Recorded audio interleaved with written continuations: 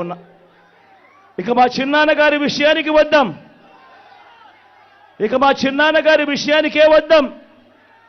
మా వివేకం చిన్నాన్నను ఎవరు చంపారో, ఎవరు చంపించారో ఆయనకు, ఆ దేవుడికి, ఈ జిల్లా ప్రజలందరికీ కూడా తెలుసు ఏం జరిగింది అన్నది. కానీ బురద జల్లేందుకు ఇద్దరు చెల్లెమ్మలను ఎవరు పంపించారో, వారు వెనకాల ఎవరు ఉన్నారో మాత్రం మీ అందరికీ కూడా రోజు కనిపిస్తూనే ఉంది. ఇంకా ఆశ్చర్యం ఏమిటో తెలుసా? వివేకం చిన్నారను అతి దారుణంగా చంపి, అవును నేనే చంపాను అని అతి హేయంగా బహిరంగంగా చెప్పుకుంటూ తిరుగుతున్న హంతకుడికి మద్దతిస్తున్నది ఎవరు? మీరే రోజు చూస్తున్నారు కదా అని అడుగుతా ఉన్నాను.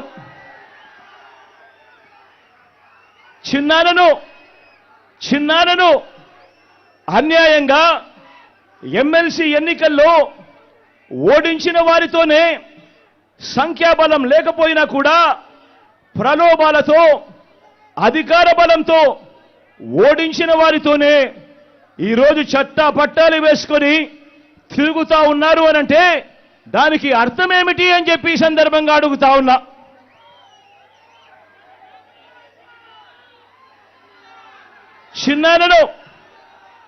చిన్నాన్నకు రెండో భార్య ఉన్న మాట వాస్తవం అవునా కాదా? ఆ రెండో భార్యతో తనకు సంతానం ఉన్న మాట వాస్తవం అవునా కాదా? అవినాష్ అక్కడికి ఎవరు ఫోన్ చేస్తే వెళ్ళాడు వంటి అనేక ప్రశ్నలు అవినాష్ తన అనేక ఇంటర్వ్యూస్లో, తన ప్రెస్ కాన్ఫరెన్స్లో తాను లేవనెత్తిన ప్రశ్నలు సహేతుకమే కదా అని చెప్పి ఎవరైనా అవినాష్ వైపు ఎవరైనా మాట్లాడితే చాలు వెంటనే వారి మీద కూడా అడ్డగోలు ఆరోపణలు చేస్తూ కుట్ర రాజకీయాలు చేస్తూ ఉండడం ధర్మమేనా అని చెప్పి ఈ సందర్భంగా ప్రతి ఒక్కరిని కూడా అడుగుతా ఉన్నా. ఆలోచన చేయమని చెప్పి ప్రతి ఒక్కరిని కూడా అడుగుతా ఉన్నా.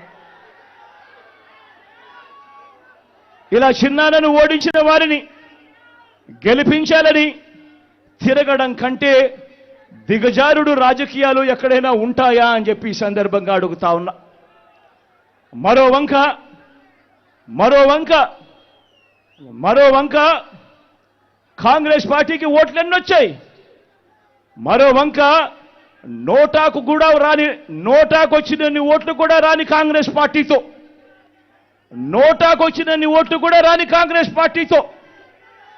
రాష్ట్రాన్ని విడగొట్టిన కాంగ్రెస్ పార్టీతో, ప్రత్యేక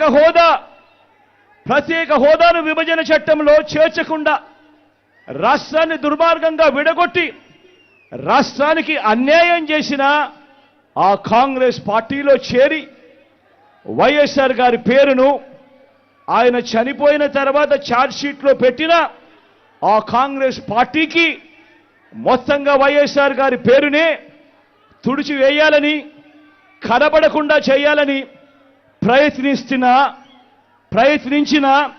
ప్రయత్నిస్తున్న వారికి ఓటు వేయటము అనంటే దానివల్ల ఎవరికి లాభము అన్నది ప్రతి ఒక్కరూ కూడా ఆలోచన చేయమని కోరుతా ఉన్నా.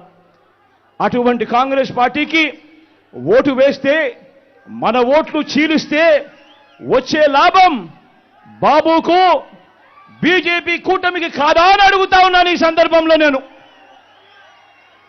ప్రతి ఒక్కరూ కూడా ఆలోచన చేయమని కోరుతా ఉండా.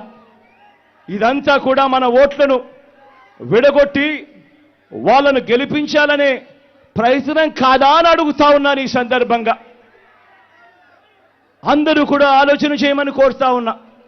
అసలు ఎవరికి వైఎస్ఆర్ గారి మీద ప్రేమ ఉంది అన్నది ప్రతి ఒక్కరూ కూడా గమనించమని అడుగుతా ఉన్నా, ఆలోచన చేయమని అడుగుతా ఉన్నా. ఎవరికి పులివెందుల కడప గడ్డ మీద ఎవరికి ప్రేమ ఉంది అన్నది ప్రతి ఒక్కరూ కూడా గమనించమని కోరుతా ఉన్నా. ఎవరికి ఈ పేర్లన్నీ, ఓ వైఎస్ఆర్ గారి పేరు, ఓ పులివెందుల పేరు, ఓ వైఎస్ఆర్ జిల్లా పేరు చిరస్థాయిగా ప్రజల గుండెల్లో నిలిచిపోవాలని ఆరాటపడుతున్న వారు ఎవరు అన్నది ప్రతి ఒక్కరూ కూడా ఆలోచన చేయమని కోరుతా ఉన్నా. మరో వంక ఈ పేర్లే లేకుండా చేయాలని ఆరాటపడతా ఉన్నా ఆ రెండు పార్టీలతో జతకట్టి తన సొంత లాభం కోసం, రాజకీయ స్వార్థం కోసం ఎవరు ఆ పేరు లేకుండా కుట్రలు చేస్తా ఉన్నారు అన్నది గమనించమని చెప్పి కూడా కోరుతా ఉన్నా. మరి ఇవన్నీ గమనించినప్పుడు ఎవరికైనా ఏమనిపిస్తుంది?